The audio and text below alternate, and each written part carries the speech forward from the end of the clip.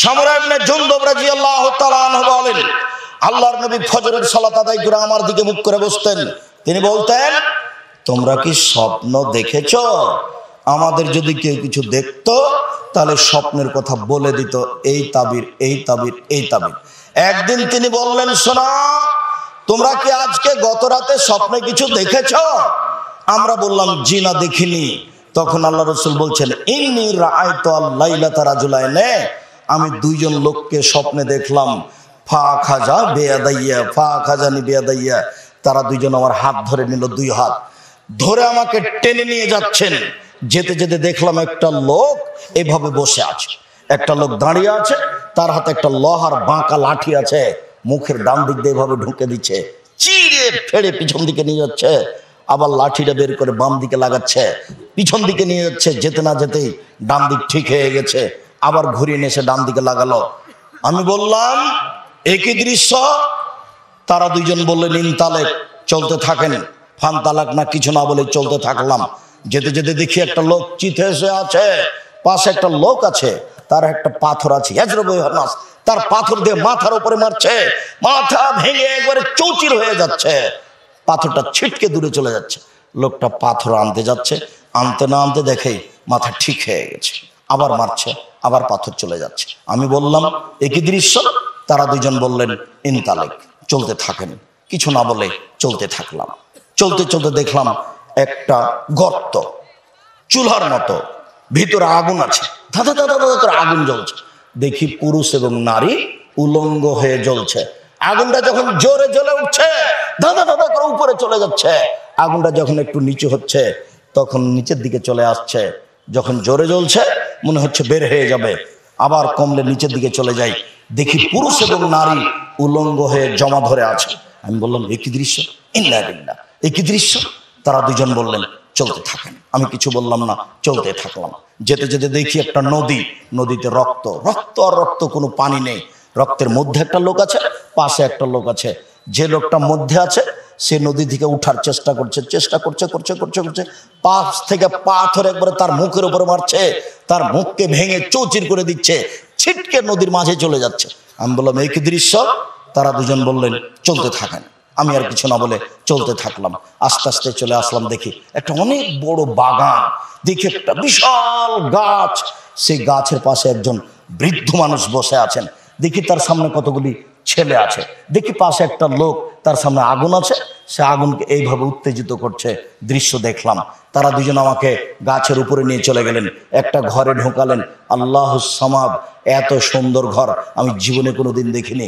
সেখানে আছে পুরুষ, সেখানে আছে নারী, সেখানে আছে যুবক, সেখানে আছে বৃদ্ধ। তারা দুজন আমাকে সেখান থেকে বের করে নিলেন, আরো উপরে নিয়ে গেলেন, আর একটা ঘরে ঢোকালেন। দেখলাম এই ঘরটা আগের ঘরের চেয়ে অনেক অনেক অনেক বেশি ব্যতিক্রম সুন্দর। একেবারে জীবনে কোনোদিন এত সুন্দর ঘর দেখিনি। দেখি সেখানে যুবক আছে আর মুরব্বী বয়স্ক মানুষ আছে, যুবক আছে আর বয়স্ক মানুষ আছে, আর কেউ নেই।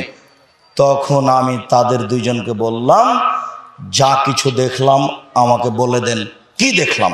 তখন তারা দুজন বললেন, হ্যাঁ হ্যাঁ, সব বলে দেবো, সব বলে দেবো।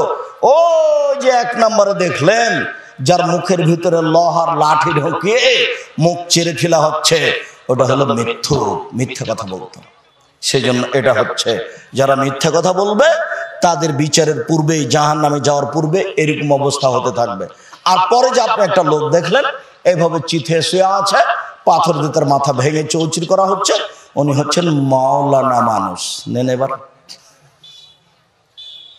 একটা বই পাবেন আপনি, বক্তা শ্রোতার পরিচয়, দেখেন আছে কিনা।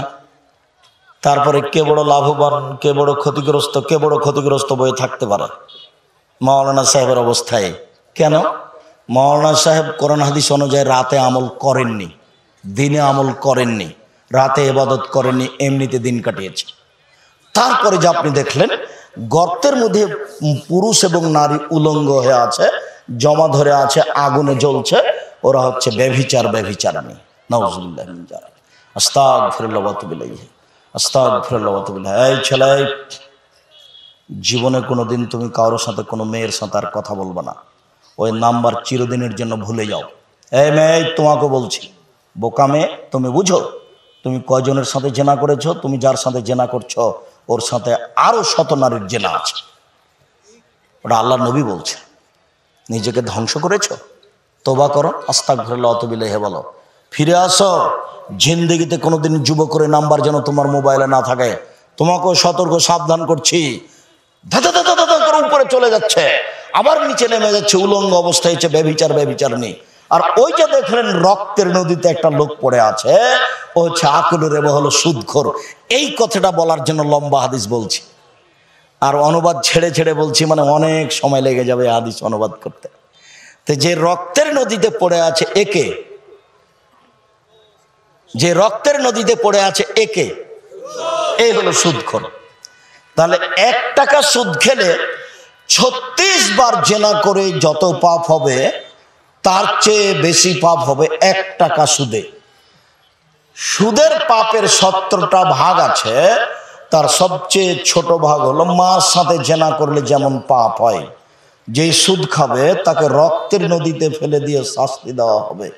ওই যে দেখলেন বড় গাছ, গাছের পাশে যে একজন বৃদ্ধ মানুষ, তিনি হচ্ছেন ইব্রাহিম আলাইহিস সালাম। সামনে দেখলেন অনেকগুলি বাচ্চা ছেলে, ওরা জান্নাতে যাবে, হিন্দু মুসলমান সবারই ছেলে। ওই যে পাশে দেখলেন একটা লোক আগুনকে উত্তেজিত করছে লোহার লাঠি দিয়ে, উনি হচ্ছেন জাহান্নামের মালিক। প্রথমে যে আপনি ঘরটাতে ঢুকলেন, এটা হচ্ছে সাধারণ মুসলমানের ঘর, জান্নাত। আর এখন যে ঢুকলেন, এখনই বের হলেন, এটা হলো শহীদদের ঘর। এখানে শুধুমাত্র 2 শ্রেণীর মানুষ আছে, যুবক আর বৃদ্ধ আছে, এখানে অন্য কেউ আসতে পারবে না। এবার বলি, আমি আপনার ডান হাত ধরে আছি, আমি হলাম জিবরাইল। এই যে আপনার বাম হাত ধরে আছেন, ইনি হচ্ছেন মেকাইল। একটু আকাশের দিকে মুখ করেন তো। করলাম। কিছু দেখলেন? হ্যাঁ দেখলাম তো, সুন্দর বেশ ছায়া। আরে এইটা তো আপনার ঘর জান্নাত, আপনি এখানে থাকবেন। তাই তো আমাকে তাহলে তোমরা দুজন ছেড়ে দাও, আমি ঢুকে যাই। তখন বলছে না না না না না, আপনার বয়স বাকি আছে। যেদিন আপনার বয়স শেষ হয়ে যাবে, সেদিন আপনি চলে আসবেন, এটাই আপনার ঘর। বুখারী মুসলিম। দীর্ঘ সময় ধরে কথা বলছিলাম, মরণ একদিন আসবে, এই বইও পাবেন। কে বড় ক্ষতিগ্রস্ত, কে বড় লাভবান, উপদেশ এই বইও পাওয়া যাবে। সম্মানিত দিনী ভাই বোন, আপনাদের বসে থাকার পরে আমি খুবই খুশি। আপনাদের আমি শুকরিয়া আদায় করি।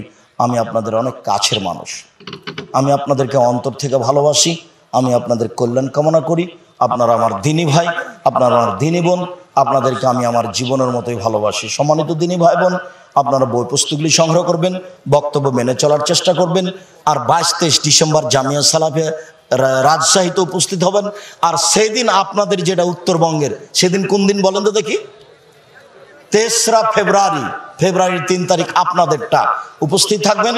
দেশের সবচেয়ে উচ্চ স্তরের বড় বড় আলেম ওলামা, যারা সাধারণত কোনো জায়গাতে বক্তব্য দিতে যায় না, তারাই থাকবেন সেখানে। আপাতত আজ এই পর্যন্ত বলেই আমি আমার কথা শেষ করলাম। আর বাম দিকে সব বই পুস্তক, যে আব্দুল্লাহর আছে মিন্নাতুল বারি, আর আমার উপদেশ বইটা আছে, অন্যান্য বই আছে, তাওজিহুল কোরআন তাফসির আছে। কেউ খালি যাবেন না। যদি টাকা না থাকে তাহলে অন্তত মাসিকা লিতে পত্রিকা নিয়ে যাবেন। এটার উপরে আমার অনেক সাধনা, পত্রিকা ছেড়ে কেউ যাবেন না। সম্মানিত দিনী ভাই বোন, আর স্টেজে যেন কেউ না আসে, আপনার ছেলেদেরকে শক্ত করে রাখেন। জি, আপনারা মনোযোগ সহকারে কথা শোনেন। দিনী বোন ভাই, আপনারা মনোযোগ সহকারে কথা শোনেন। আর সবাই বই পুস্তক নিয়ে যাওয়ার চেষ্টা